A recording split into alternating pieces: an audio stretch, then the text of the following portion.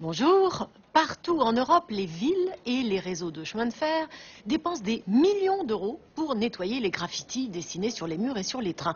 Que les choses soient claires, nous n'allons pas faire l'apologie de ces tags qui, la plupart du temps, ne sont que de vulgaires signatures peintes à la bombe. Mais il se trouve que de cette jungle de gribouillis ont émergé culture et œuvres d'art. Nous partons à Amsterdam, Paris et en Sardaigne et vous allez en avoir plein les yeux.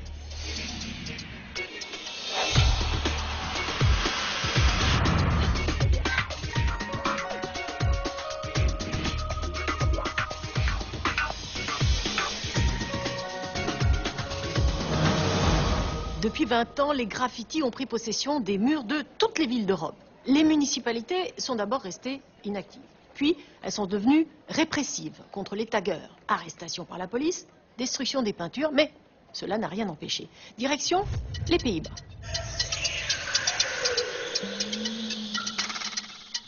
Amsterdam développe maintenant une politique de semi-tolérance.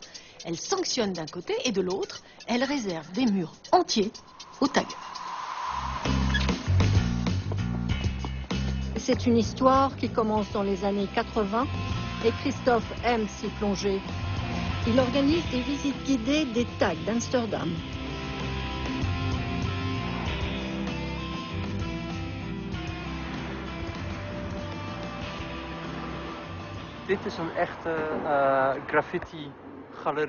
Ici, c'est une vraie galerie de graffiti.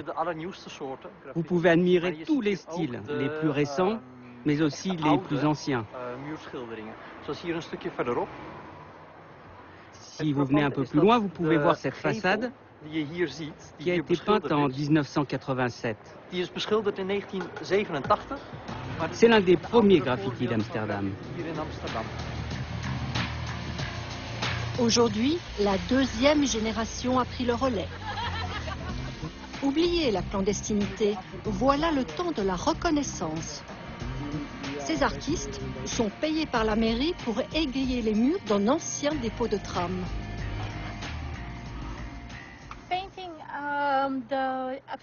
Je peins mon nom de la manière la plus stylisée possible. Aujourd'hui, je travaille sur l'abstrait avec peu de couleurs et des lignes très pures. Mais mes racines profondes sont dans le graffiti.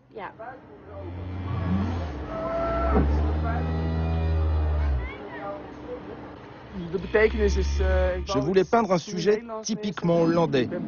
Je travaille sur la tradition. Donc j'ai choisi une vache et je l'ai représentée dans le style street art. La municipalité a compris depuis longtemps que la répression ne suffirait pas à brider l'intense activité des graffeurs. Ici, un flagrant délit coûte 120 € d'amende, mais la ville a imaginé d'autres façons de cohabiter avec le monde du tag. Nous pratiquons une politique de semi-tolérance. Dans la ville, nous avons mis plusieurs lieux à disposition des gens pour qu'ils puissent graffer et exprimer leur créativité.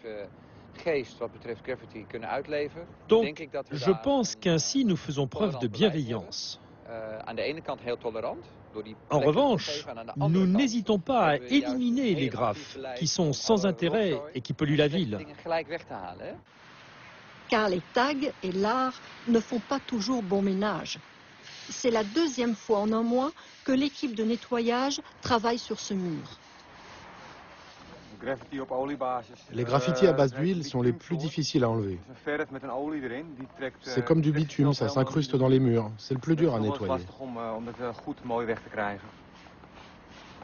Chaque jour, des sociétés de nettoyage sillonnent les rues pour traquer les dessins indésirables. La mairie décide ce qu'elle veut faire enlever. C'est le jeu du chat et de la souris. Les taggeurs se disent « Waouh, un mur tout propre, je peux y aller ». Mais comme c'est un gros boulot de bomber pour les gars, quand on nettoie plusieurs fois de suite, ça finit par les décourager.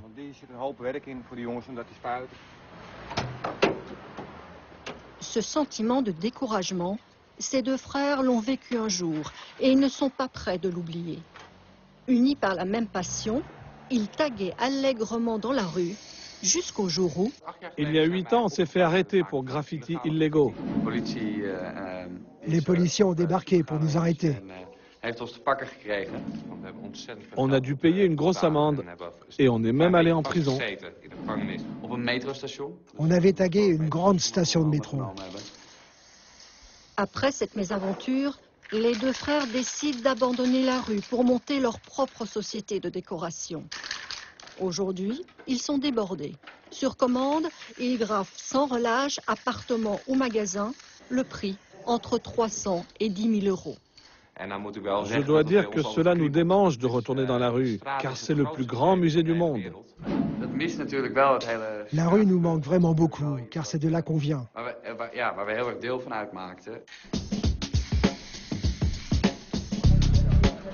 Cette attirance pour la rue, Jules la connaît bien. C'est elle qui le conduit dans ce parc. Il est l'un des graffeurs les plus connus aux Pays-Bas. Il expose dans toute l'Europe. Mais aujourd'hui, il se joue de la police. Il a décidé de se faire un mur en toute illégalité. C'est différent. C'est une autre énergie. Tu prends possession de quelque chose et tu te l'appropries. Sans permission.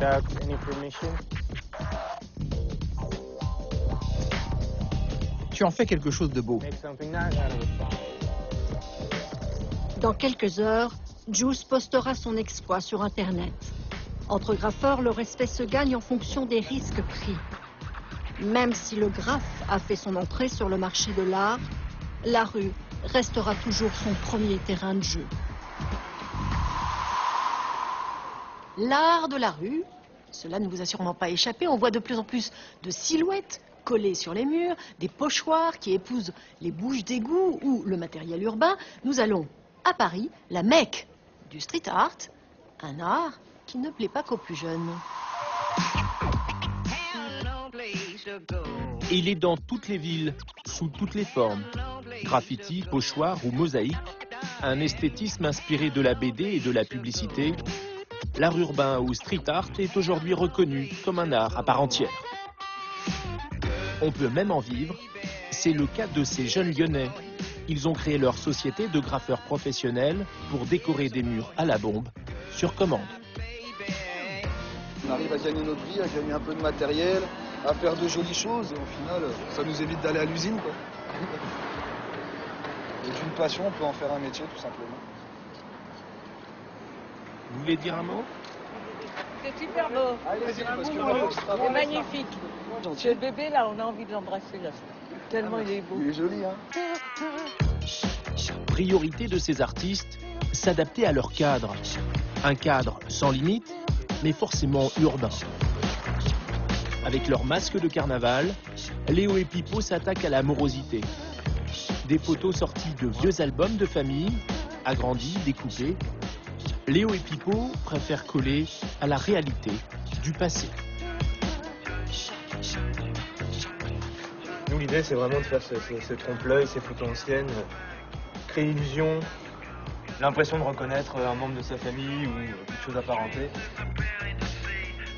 Dans chaque arrondissement parisien, une silhouette en noir et blanc, un hommage à ces anonymes, rendu par d'autres anonymes.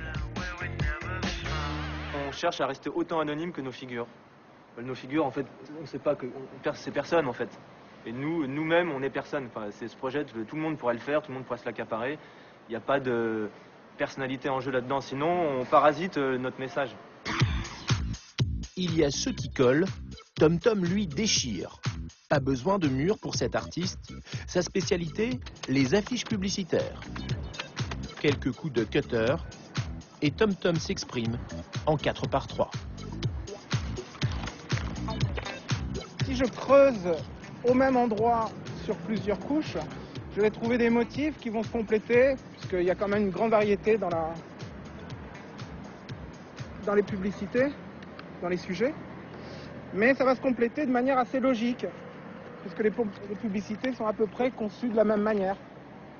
Donc ça permet de faire des travaux assez cohérents. Et quand il est content de ses affiches détournées, Tom Tom n'hésite pas à les découper. Il les emporte sous le bras, les expose et les revend dans les galeries. On imagine toujours que le graffiti ne s'épanouit qu'en ville. Eh bien, c'est faux. Nous allons cette fois en Sardaigne, cette île italienne située au sud de la Corse. Les habitants des villages les plus reculés se sont servis des murs et des pierres pour entrer en contact avec le monde. C'est une région isolée, au cœur de la montagne sarde. Ici, il y a peu, les vengeances entre clans décimaient les familles et le silence était la règle. Mais un jour, des fresques sont apparues sur les murs et le silence est brisé.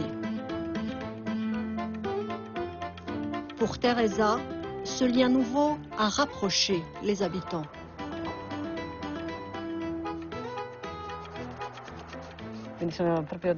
Ces peintures, c'est comme un journal à ciel ouvert depuis 40 ans. Nous sommes des gens assez réservés, pas très ouverts. On n'arrive pas à s'exprimer de vive voix, alors ces dessins parlent pour nous.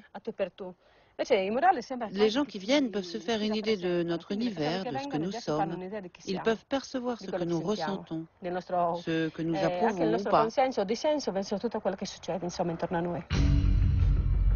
Tout commence dans les années 60, dans la petite ville d'Orgosolo, quand un artiste s'installe comme professeur de dessin et se met à peindre sur les façades.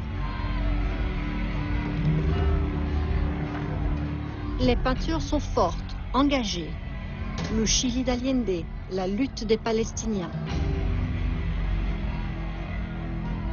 Ce village montagne devient le porte-parole de toutes les luttes politiques du monde. Pietrina Rubano était professeure d'anglais. Elle a participé à cette incroyable aventure. Pour elle, la rencontre entre l'âme sarde et l'esprit contestataire n'a rien d'étonnant. Le sentiment de rébellion contre tout ce qui est imposé de l'extérieur est inné chez les habitants d'Orgosolo. C'est une seconde nature. Comme l'État italien a passé son temps à nous imposer ses décisions, nous avons encore développé cette capacité à résister pour lutter contre l'État. Donc ici, on s'oppose à tout, on est dissident de tout.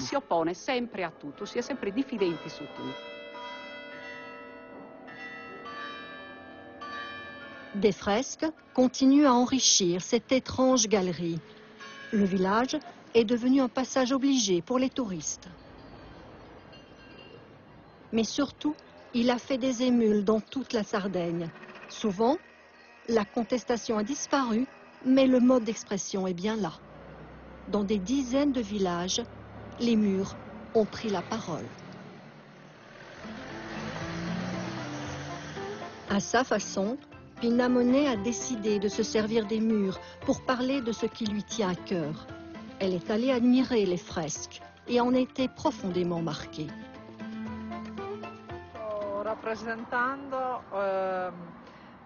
Là, je suis en train de peindre à partir d'une photo ancienne que j'ai récupérée dans les archives. C'est la danse typique de ce village. Heureusement qu'ils ont retrouvé la photo pour immortaliser ce moment, car nous essayons de ramener à la vie des traditions anciennes. Pina travaille sur commande de la mairie. Beaucoup de villages ont décidé de faire appel à ses services. Chaque hameau en Sardaigne possède sa propre danse, son propre costume. Nous avons perdu une partie de notre patrimoine avec la reconstruction d'après-guerre, dans les années 60, aussi bien dans le domaine de l'architecture que dans la manière de vivre. Avec l'arrivée d'une certaine richesse, on a eu tendance à rejeter tout ce qui est ancien au profit de la nouveauté. Les habitants commentent l'initiative. C'est un magnifique souvenir, sinon il ne resterait rien. Les touristes, ils arrivent en groupe, ils font un tour du village, tout contents, mais nous, en fait, on n'en retire rien. C'est nous aussi qui ne savons pas mettre en valeur ce que nous faisons. Certains y participent. Là, c'est moi, là.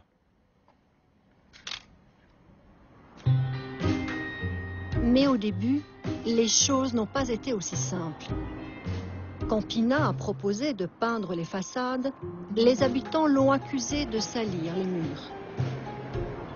Aujourd'hui, elle en a décoré plus d'une centaine.